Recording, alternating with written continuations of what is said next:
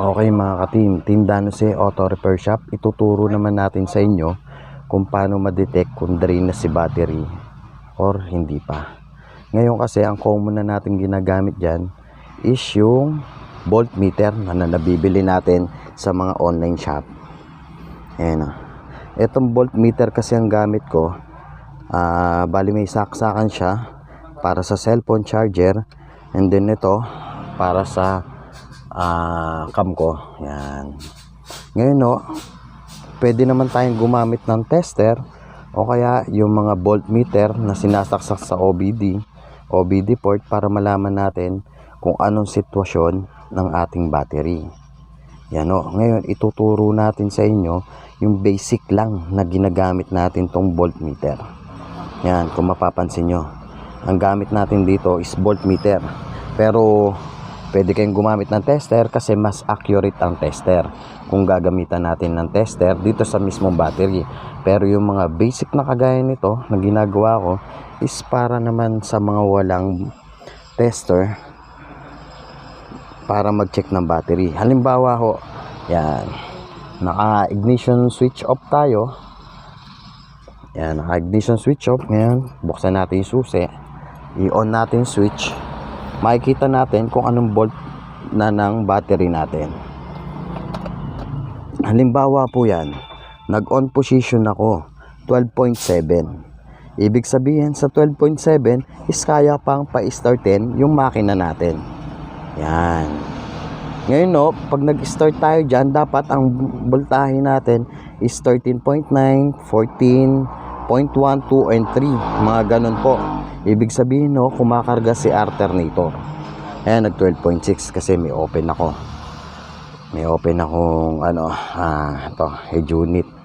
Ngayon ho, halimbawa naman ho, etong voltmeter nyo is nasa 11.9 o 12 volt sakto o 11.8. Ibig sabihin ho, hindi niya na po kayang pa-startin yung makina nyo kasi kulang na kayo sa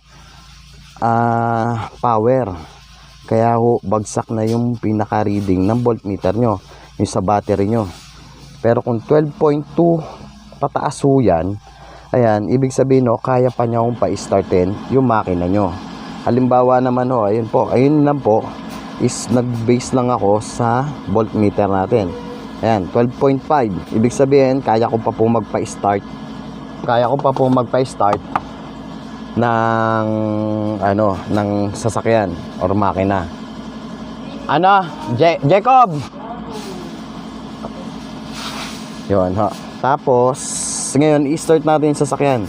Makita natin kung anong voltahe natin pag naka-start yung sasakyan. Doon natin malalaman kung kumakarga rin si alternator. Halimbawa, start na natin. Check muna. Syempre, safety first. Tingnan natin kung naka-neutral. Saka ho natin i-start. Ayan po guys. Walang reload ng aircon. Pero ang voltahe ko is 14.4. Ibig sabihin po niyan mga ka-team, kumakarga si alternator papunta kay battery. Ibig sabihin no, maayos po si alternator natin kasi kinakarga niya si battery. Pero kung nakapag-start ka ng sasakyan mo, tapos ang reading mo is 14 pag-start, tapos dire-diretso bumabagsak yung reading ng battery mo hanggang naging 12 o 11.9, yun po, maaari hong mamatay yung makina natin kasi may problema ho kay alternator o wiring or fuse or relay. Doon ho tayo magbabase. Ngayon ho, syempre pagka mababa ang reading, automatic ho yan, mararamdaman nyo tumitigas po yung manubela natin. Yan. Diyan doon natin mararamdaman yan. Ganun lang po ka basic mga team, mag-check ng battery.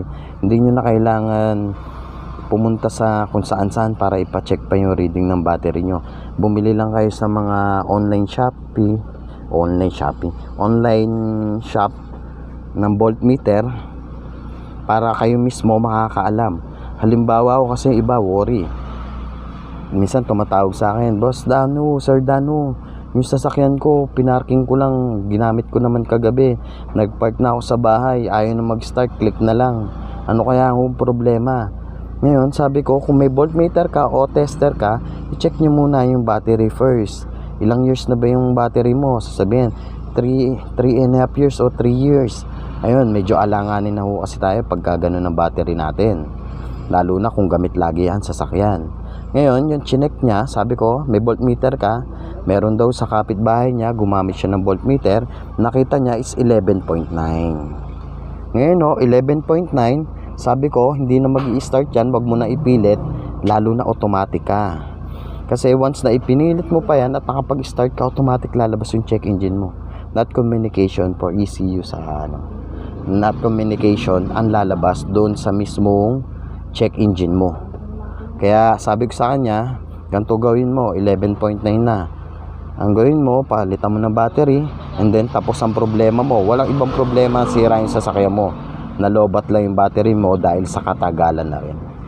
Ayan mga ka-team, maraming salamat at sana natuto kayo sa aking tutorial. Dito kami sa Team Danose Auto Repair Shop. Ang shop po namin is Malagasang 2D. Pwede nyo pong i-waste yung Team Danose. Nasa waste na po kami. Pwede kayong bumisit sa amin para ma-check natin or may papacheck kayo. O kung gusto nyo rin ng tutorial, pwede ko actual turuan po sa mga gusto nyo malaman. Okay, maraming salamat po mga ka-team. Team Danose DIY Tips. Thank you.